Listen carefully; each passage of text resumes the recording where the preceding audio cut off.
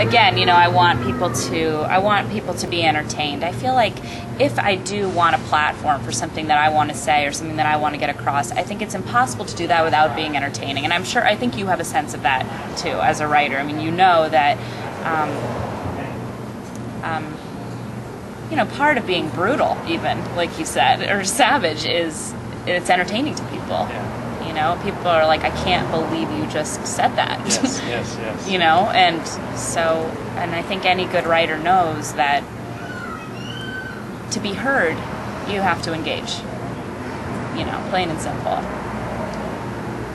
And it's naive to think otherwise. Do you want your work to primarily affect people cognitively or emotionally? I'm not sure there's always much of a difference. But if I had to choose, I would say emotionally. But, if by cognitive you mean material that makes people think, well, if it makes people think, it's bound to cause an emotion. If it just kind of cuts right to their emotional response without passing through their intellect, in a way maybe that's more powerful, but either way is fine. Either way I think is,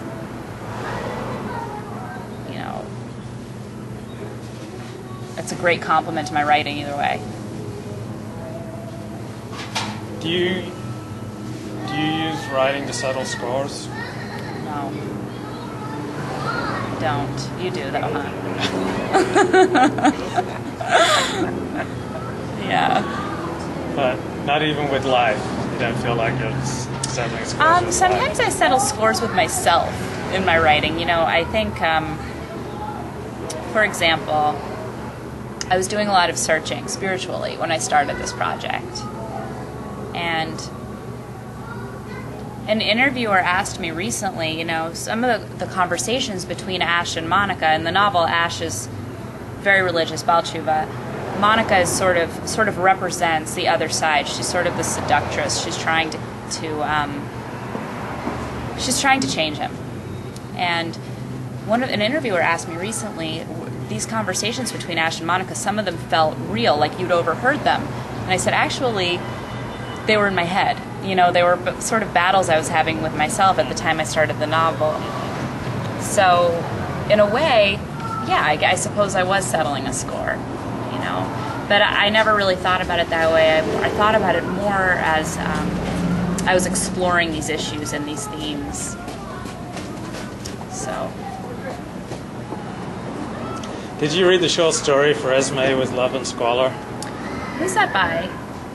The guy who disappeared for 40 years. I think he wrote... Who's he? He stopped writing, stopped publishing. He wrote...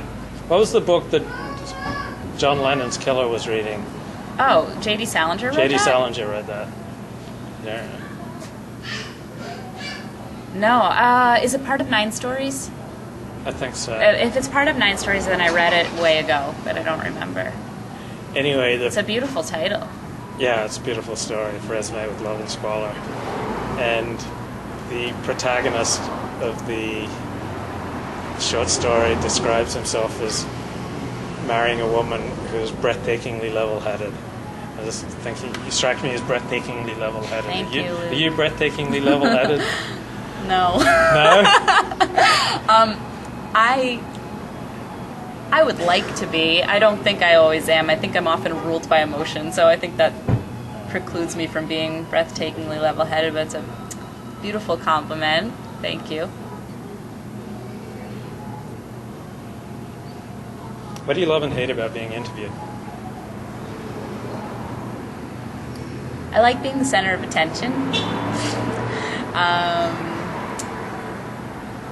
I don't like the anticipation of a question I'm not going to want to answer. What are some of the best questions that you've been asked? These are it. Wow. Yeah. Wow. These are probing. Wow. A friend compared my interviewing technique to North Korean torture. I thought that was like the greatest compliment I could ever receive. But I'm enjoying it. I don't know Okay. I don't know if that means I'm masochistic. Maybe I should go to North Korea. I don't know. All I had to do was come to California. It's not Yeah, it's not as cold. I tend to close my eyes when I think. I've noticed, so yeah. Don't be too disconcerted.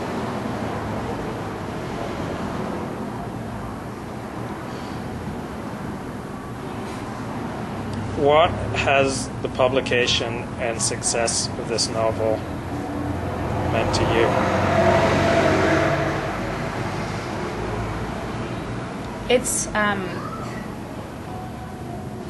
It's tangible reward, which is, which is indescribably amazing. I was toiling, for years at this novel, and at the risk of sounding dramatic, it really was awful at times, the work, primarily because I had no idea if it was ever going to see the light of day. I had no idea if anyone was going to like it. In fact, I assumed people wouldn't, and sometimes it just felt self-indulgent, wasteful, pointless, like I was going in the wrong direction. Other days, if I'd have a really good writing day, I would feel the opposite, like almost to an extreme extent. I would feel like, oh, I'm brilliant, this is great, who knew? And then, of course, a minute later, I'd be in the pits of despair. So it was an emotional roller coaster. It's thankless work when you're not getting published, and then suddenly, literally suddenly, in a day, I had a book deal, and it was absolutely incredible. And then, one day, it looked like a book, and it came to my house in a box. That's so exciting. And I opened the box, and I was like, there's the fruit of my labor. I can't really think of anything more gratifying. Would that be in the top 5 things that have ever happened to you? Oh, yeah. It's number one. Maybe number one. Yeah, it's number one. Yeah. So. Can we swap positions on the chair? Yeah. I just want to try a different light on you. Cool, thanks. How has your choice of profession affected who you are?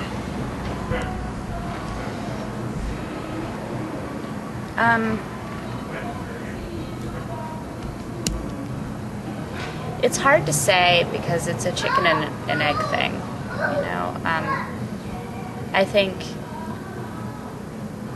I consider myself to be empathic in the literal sense. I try to stand in other people's shoes. I try to understand without judging what other people are going through, and to observe situations with some level of detachment. But because I think that makes a person a better writer. But I'm not sure if I'm a writer because I do that, or if I do that because I'm a writer, And